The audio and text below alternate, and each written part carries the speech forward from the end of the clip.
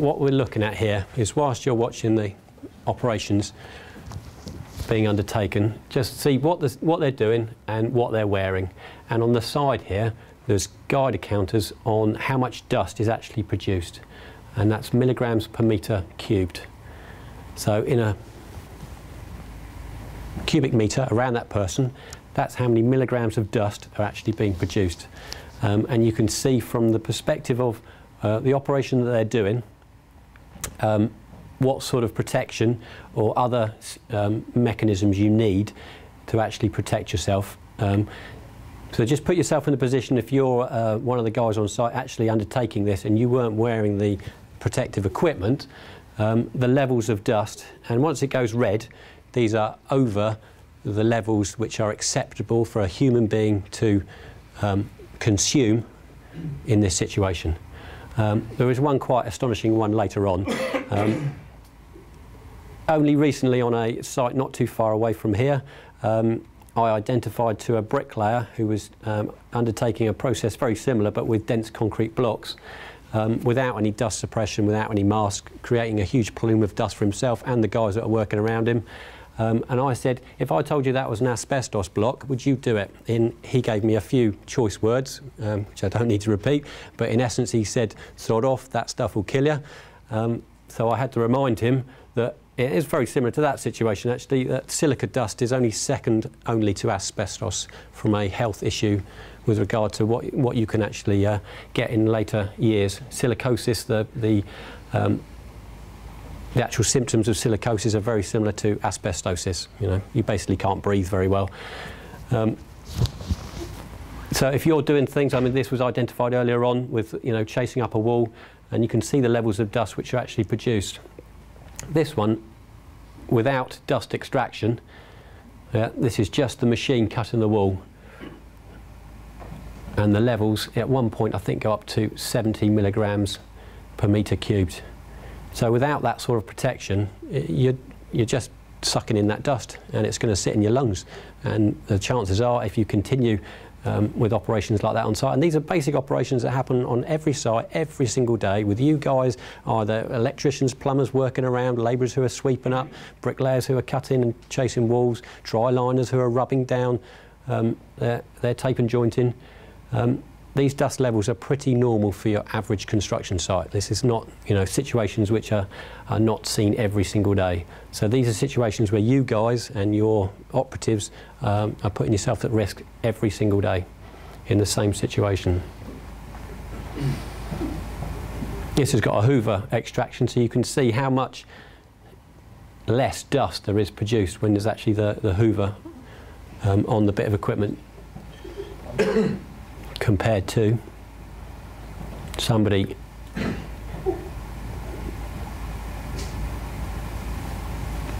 rubbing down the tape and jointing. And you can see the levels of that 20 milligrams per metre cubed.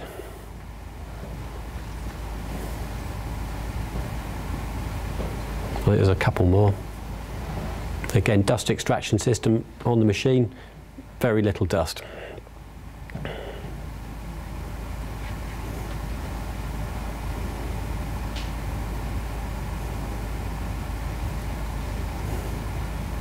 Same operation without the dust extraction.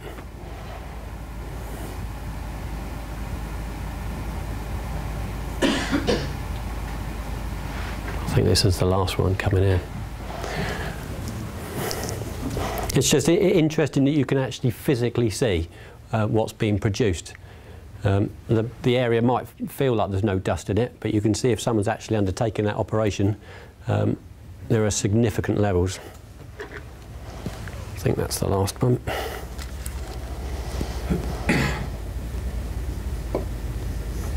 Needs some music, doesn't it, really?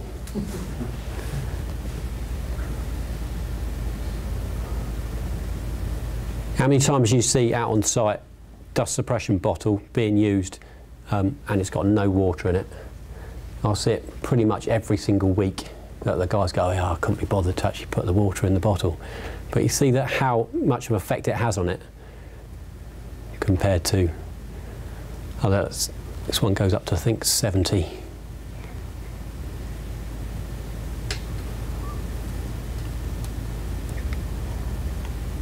70 milligrams per metre cubed. That's a huge amount of dust. That's virtually you eating a brick.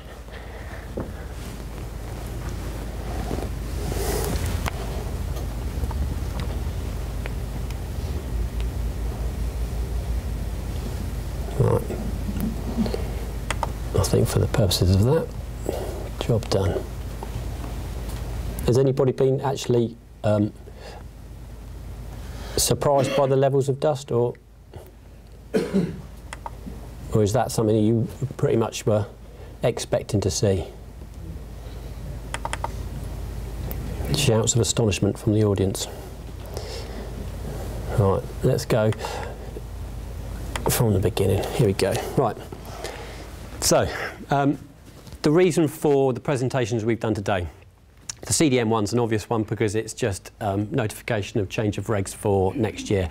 The occupational health issues, as you know, the dust video and the timber frame was in response to the HSE's visits during this year. One in June and one just recently at the beginning of October.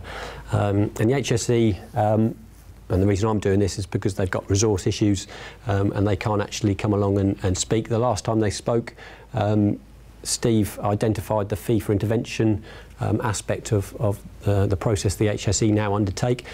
So you have to put it into real terms of, let's take timber frame. Dean's presentation, quite wordy and quite long, but there was quite a number of prohibition orders placed on contractors with regard to breach of regulations for fire protection for timber frames.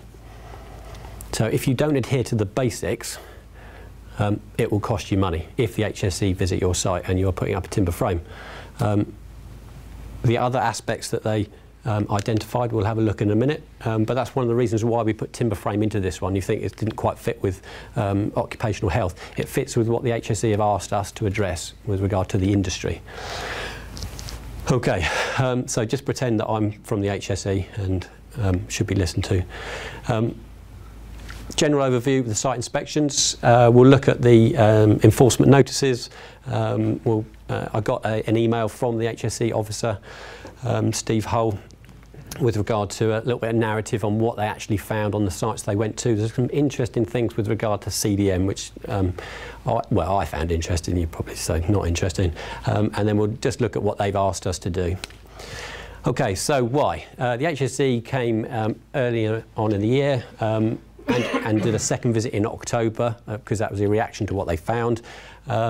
Because there's a perception in the industry from the HSE's perspective that the Isle of Wight is generally a lower standard of health and safety management and control compared to the rest of the UK, and definitely from the areas that they operate in, the offices that come over here. Okay. When the inspectors came over during June this year and in October, on force. The one in June was notified to the industry, so everybody kind of knew they were turning up. The one in October, they just came over on spec and asked us not to tell anybody that they were coming over. So, because normally I give a quick ring around to all my sites and just go make sure it's tidy.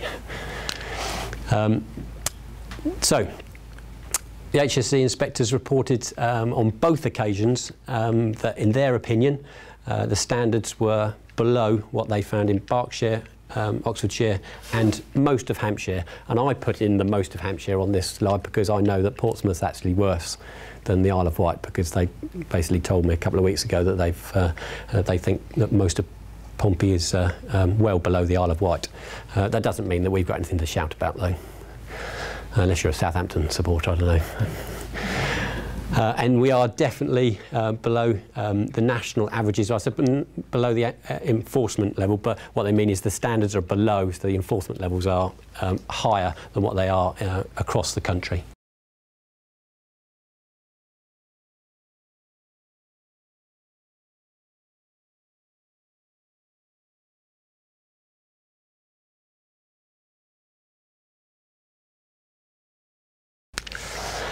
Okay, outline of the stats.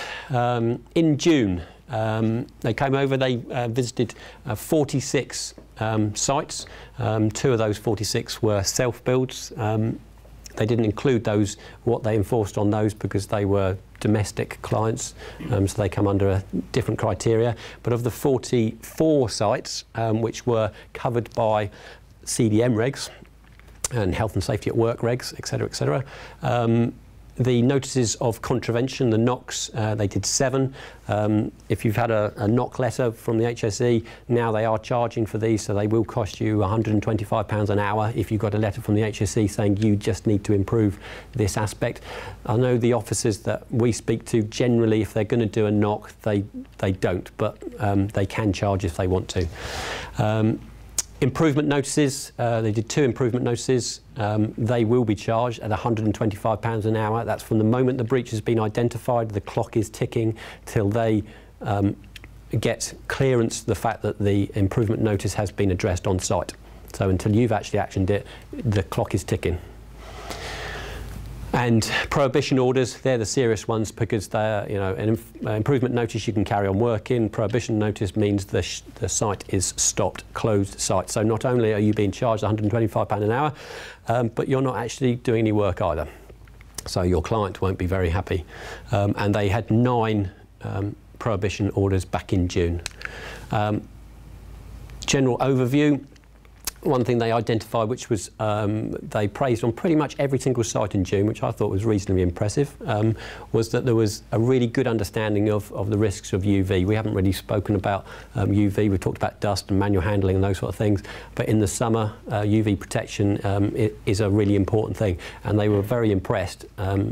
The fact that most builders on the island had sun cream of some sort. The guys knew they should be keeping their T-shirts on, etc., etc. It's not often you get praise from the HSE, so you've got to take that one with open arms. The issues that they found, manual handling issues.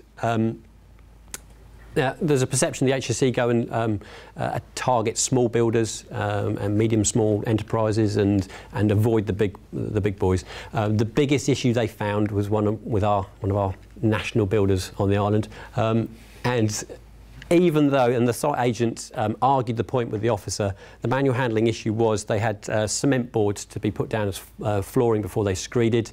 All the boards weighed less than 20 kilograms, so they were below the level for one person to lift. The only problem they had is they had 500 boards to move. So the HSE said, well, you haven't actually thought through the risk assessment from continuous manual handling of a component part. Regardless of the weight issue, the guy is moving hundreds and hundreds of these boards himself. Think about where you're going to put them. Reduce the risk by putting them closer to the working area where he's got to stack them, because the guy was carrying them up, through flats and loading out the areas inside the building.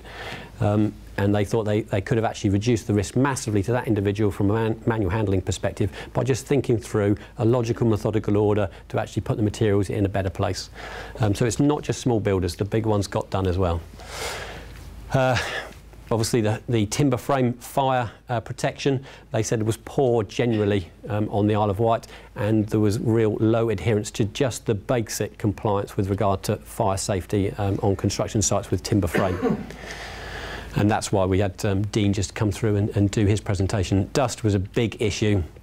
Dust and silica is one of the key drivers for the HSE from this summer onwards and into 2015. They're going to have a big campaign. Asbestos is massive awareness on asbestos, but silica is, again, as I've found on many sites, is just ignored. People think that it's not an issue at all. Silicosis is a serious health issue. Working at height, it's a vanilla flavoured one on all construction sites. They found that adherence to the working at height regulations was poor, and quite a number of the prohibition orders were on working at height. And non-compliance to CDM regulations. And I just put this through as a one-liner on the narrative for the June visits. He wouldn't actually tell me what the non-compliance was, but on the October ones, I kind of understood where the main issue is, and for me, I found it quite interesting. October 2014, so just recently, they visited only 21 sites. They spoke to 27 contractors, because some of the sites had more than one contractor on the site. There were no knocks issued. The improvement notices, there were 5, and there was an increase by 1, even though it's half the amount of sites, of the prohibition orders. So from their perspective, it actually got worse over the period from June to October. So the little narrative they gave me on the email the other day included some items of good practice. Manual handling issues were addressed on certain sites. There was, we'll go poor practice. Yeah, manual handling was an issue. There was a lack of training, basically, on sites with regard to the operatives. Silica dust was still an issue. Working at height was still an issue. Slip, trips and falls, still an issue. Fragile floors was an issue. Non-compliance to CDM regulations. So I queried him on this one, and he told me what the non-compliance to CDM regulations were, and it was basically that the sites that they found the majority of poor practice and breaches, where they put prohibition orders and improvement notices on, were sites which should have been notified under the F10 criteria, didn't have a CDM coordinator, and neither client nor contractor were aware of their duties under CDM. So the ones that slip through the net, where the contractors haven't actually advised their clients of their duties and the clients aren't aware of their duties, these are the ones they found the majority of the breaches on. Then he gave me a little narrative on good practice, and on this, and we go to the bottom one first. All the sites that they found areas of good practice on, they were all notified. They all had a CDM coordinator. The designers had done a risk assessment. The contractors were managing health and safety in a much more measured way. So CDM, in a small way, had an effect on reducing the cost burden to the construction industry on the island, because the ones that were actually doing the right thing had F10s in place, CDM coordinators, and were managing it correctly. They picked out COSH data for lead on one site. They queried they were basically, plumbers were laying lead and they wanted to see their control measures, and they were very impressed with the control measures that were put in place. Asbestos awareness was a good one. They were all the ones that they queried with regard to, because they targeted refurbs, especially in the Shanklin area, hotels, that sort of thing. There was good awareness for asbestos. And the control measures in place, there was had been surveys done, that sort of thing, so they knew where the asbestos was in the buildings. There was good control of dust measures on these notified sites, and manual handling. There was good safe systems of work, so they had thought about where the materials were going to go, so that manual handling was reduced. It's just interesting to me that all these ones were notified by the HSE, to the HSE under the F10, whereas all the ones on poor practice, none of them were. In fact, one of them, poor sod, they actually booked themselves into a hotel in Shanklin, and they sat and had their breakfast in the little conservatory building at the back of the hotel. They could see across the road, and there was a guy dry cutting curbs and blocks on the pavement right outside their hotel, so they didn't have to go very far, did they? So where are we going to go first, lads? Right, there we go. So it was not a good day. So it's a bit of a mixed bag, some good news and some bad news. Interesting for me, CDM regs are changing, and yet the evidence from the HSE suggests that if you have a CDMC on a job, that the control measures are better. Doesn't mean they're perfect, but they're better than what they are on the ones that fall through the net.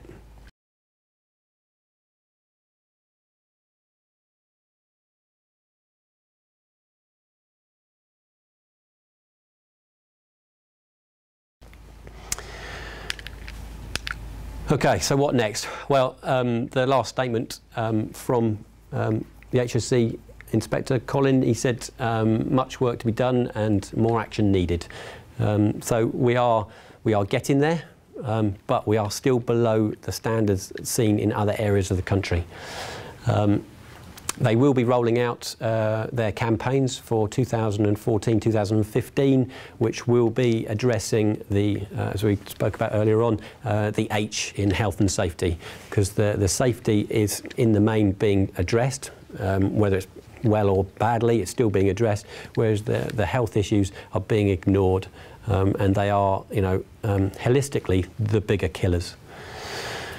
So they're going to do more inspections through 2015. It's as simple as that. So watch this space, because they are going to be coming probably 3 or 4 times next year to see whether there's been any improvements.